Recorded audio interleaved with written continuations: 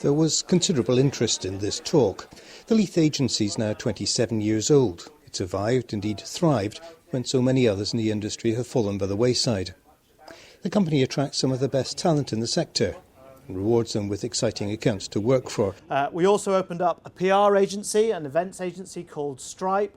They're about 25 people now. They're also based just down the road. And in 2010, we set up our brand consultancy called Lethal Thinking, which works in the field of design, insight generation and research. And in total, in Edinburgh alone at the moment, we employ just under 150 people and growing as and we're looking to move into other areas at the moment. So what was it about this agency which had allowed it to grow through one of the worst recessions in modern times? Yeah, you're spot on. It is tough at the moment, and it's trying to keep the staff happy and stop them looking to other companies. Actually, is a key issue for us because obviously we're competing against the bright lights of London and in some cases Sydney. So we're always looking for sort of initiatives internally to keep the staff stimulated. That ranges from a number of different things we've tried. I mean, we put together what we call our Zeitgeist team every year.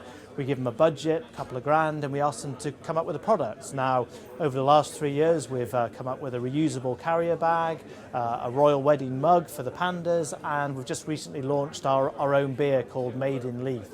You discussed the Scottish Government's campaign that you've been working on to try to dissuade young people from carrying knives. Does that suggest that you've actually got quite a strong social conscience? We have worked with the Scottish Government now for about 9 years, and we've worked on a whole host of different sort of social marketing campaigns. I would say in all my years I've worked at the Leith Agencies, the campaigns I have got most personal satisfaction out of have actually been social marketing ones.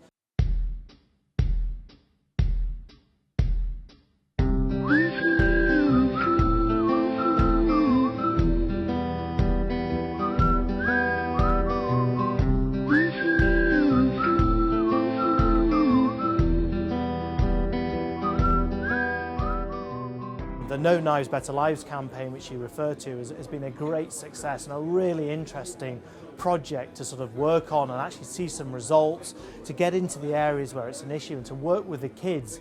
I mean, one part of that campaign is we created a graffiti viral where we actually use the kids in the area to help generate it. I think the other campaign I'm particularly proud of, it's going back a few years, is we ran a campaign called Drug Dealers Don't Care, Do You? And it encouraged members of the public to actually pick up the phone and phone Crime Stoppers and inform upon drug dealers operating in their area. And it was a huge success.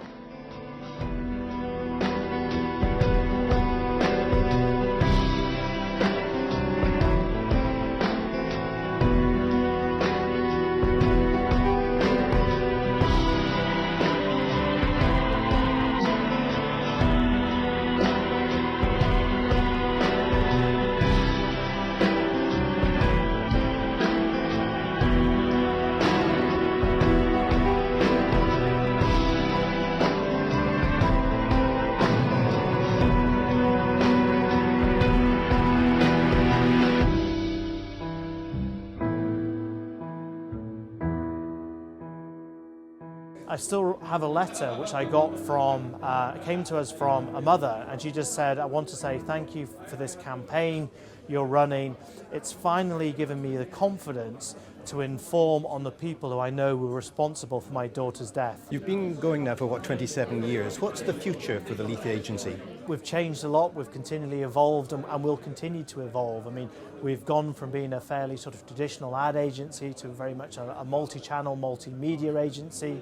We have our own digital agency called Blonde, our PR agency called Stripe, a brand consultancy called Lethal Thinking, and a direct response division called Tangible. And there's more in the pipeline. So what we need to do is obviously keep abreast of what's happening, how people are consuming media, and to make sure we're always one step ahead of them. And you know, that's what we need to do, and keep making sure we're on the front foot.